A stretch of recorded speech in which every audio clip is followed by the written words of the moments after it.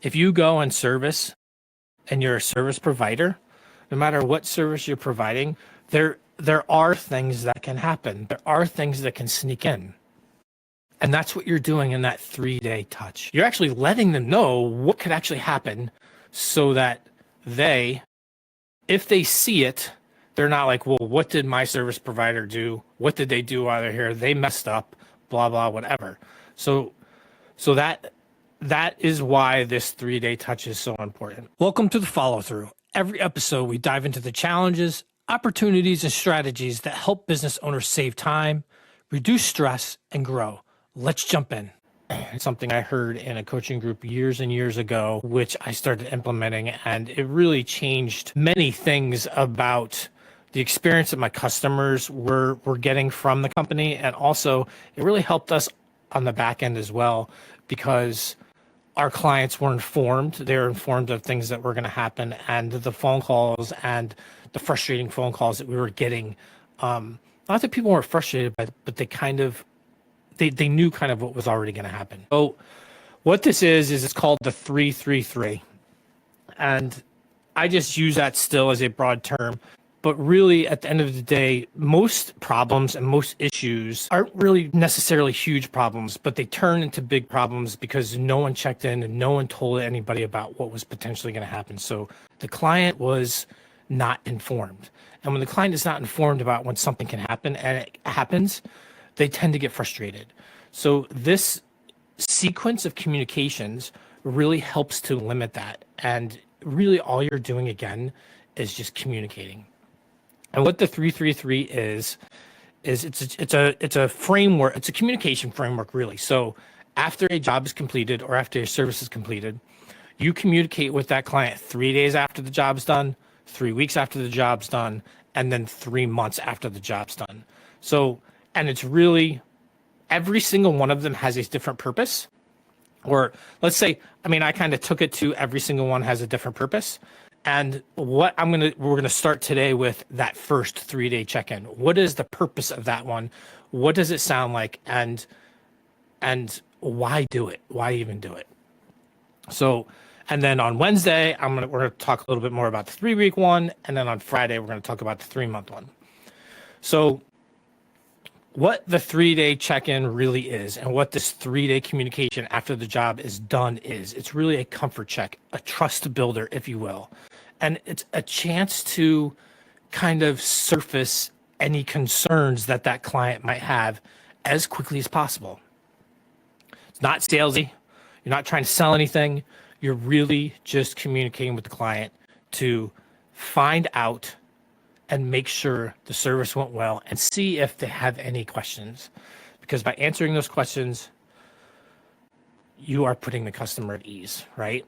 So you're communicating with them before they communicate with you. So because we all know, if we don't know that something's happening or we don't know there's a problem, we don't even have a chance to fix it. So when I first started a company in my 20s, I didn't want to know. I didn't want to deal with the problems. I wanted to push them off. I wanted to put them in a closet. I wanted to shut the door, and I wanted to lock the key. I didn't want to know that there was problems going on. But as getting older and seeing how it's much better to know there's a problem and to be able to fix it right away, and communicating that problem or communicating what a potential issue could be or what can potentially happen, and then getting that call, it really brings the client's frustration level from here to here when you're communicating at first, saying, hey, this could happen. So this 3-day touch, I think the best way for me to kind of share it and describe it is to kind of walk you through a 3-day touch and what it kind of looks like. And I'm going to share what I did when I had my pond company. And this can be every service business might be a little bit different. It will be different, but I feel like this will give you an idea of what you can do and why you're doing this 3-day touch. So in my pond business, I might kind of put a wrench in this, but I actually upped it a little bit, because this 3-3-3 doesn't have to be totally structured to 3-3-3. You don't have to do 3-3-3. It's really about implementing this And then depending on the service, you can kind of tweak it. But what I did is I actually turned it into a call the day after the service. And we also sent out a handwritten card. And then we also sent out a 3-day email. So after my job was done, and this is the 333 we did after a pond cleaning. So after a pond cleaning, and I'm not going to go through the whole sequence. We're just going to start with this beginning sequence today. So after a pond cleaning, the next day, the client got a phone call from me. I started doing it manually, and then I started automating everything. So they would get a phone call, and the phone call was just, hey, this is Clay. I know we cleaned your pond yesterday. I'm just making sure everything's running all right. Your fish are good, blah, blah, whatever. So it was really literally just a quick touch to make sure everything went well. And at that point, you're opening the door for a client to call you and say, yes, everything was great. Or you're opening the door just for the client to feel comfortable. And maybe some people just want to complain anyway, but some people aren't going to say anything. And that's what you want. Those people that aren't going to say anything, you want them to tell you if they're frustrated by something or if something didn't seem right, so you can fix it and not let it build on them. So that's what that initial phone call was for, which is pretty much what the 3-day email is for if you're not doing that phone call. And then in my automated reply, I sent out postcards. We did handwritten postcards. And then I switched to a handwritten actual card. So that was all automated as well. So they would actually, once the job was complete, they get the phone call the next day, and it prompted stuff to send a card out.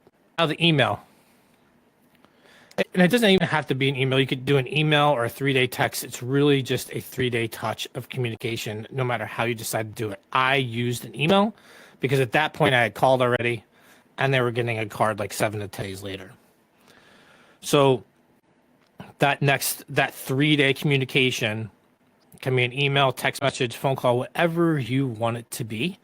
And again, it's really just about making sure everything was still running okay. So that is what that email was about.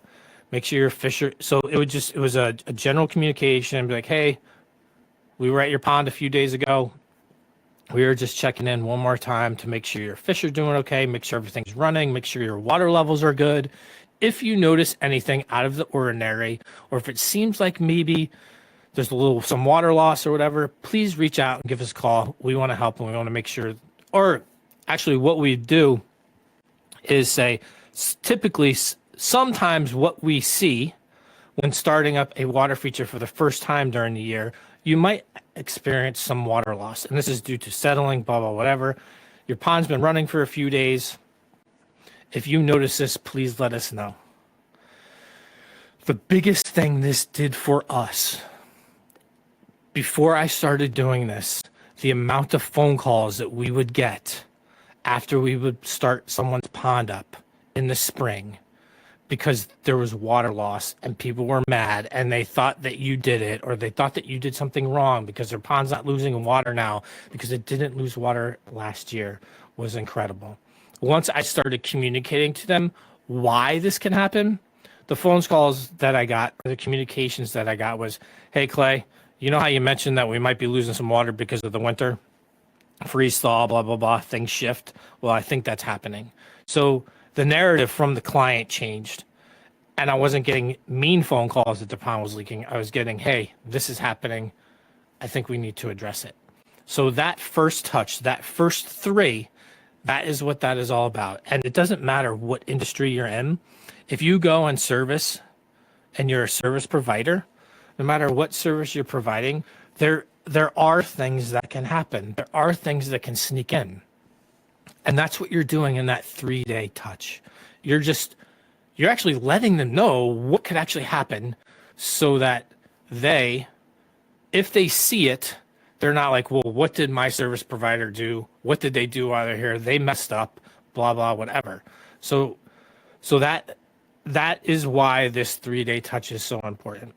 So you're just checking in, asking them if they have any questions about the service, and also asking them if anything feels off to let us know. And however that works into your industry, work it in and communicate that to the client. It only has to be one thing. You don't need to list 5,000 things. Just one thing that could happen or you've seen happen multiple times after that service has been done. So what this message is doing really is lowering the barrier for that client to speak up so that you can address and you can fix any issues that may have come up. And you also get fun responses too. This isn't all about the bad, because you're going to get messages that say the crew was awesome, your technicians were awesome, I love the guys that you sent here, your team is great. You're going to get all kinds of communications like that too, but you're also going to get the ones that you want, that you don't necessarily want to hear, but are good to hear, because then you can fix them. Because as anything, if we don't know it needs to be fixed, we can't fix it. So you need to know. So these aren't going to be super long this week. I really just want to get this message out, and I don't want to lump them all together because I could talk for probably an hour about all of this. So most people, this first one is really probably one of the easiest ones to implement, because you could have your technician do it, the 3-day, you could do it. And if you have an automated system in place, you can definitely get this done. But the phone call, this 3-day after a job is done, I would be impressed if I had somebody working at my home and I had someone either call me or send me a quick message to find out how the service was and to make sure everything was going great.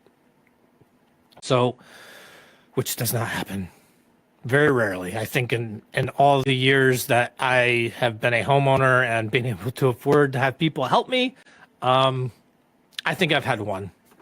And it was just really nice to hear from them, because it showed that they cared and it built trust. So on Wednesday, I'm going to touch on and talk on the 3-week follow-up, which I feel like is one where most companies start to drop off, because now you have to remember to do it. You have to try to remember to do it. And until you get yourself in a rhythm, you get this process built into your company. This is not easy to do. And so it's so important to think about or figure out how to bring automations into your company. And these can actually even be done with your email. So we'll talk about that a little bit on Friday as well. How can you implement this 3-3-3 sequence into your company?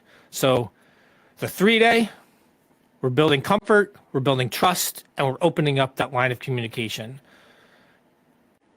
because trust is 100% the foundation of your customer experience overall in your company. So first 3, call them, send an email, send a text message 3 days after that job is done. And it's all about communicating with the client to make sure everything went okay and to see if they had any questions. So with that, you guys have an awesome rest of your day.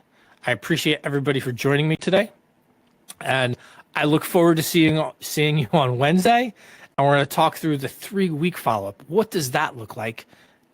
And what does that sound like? So have a great day, and I'll talk to everybody later. Bye. Before you go, if you want to learn more about what we're all about, head on over to kairocx.com. You can reach out to us there, or just dig in and learn more about how we can help businesses like yours at Kairo CX. Thanks for watching, and I'll see you next time on The Follow Through.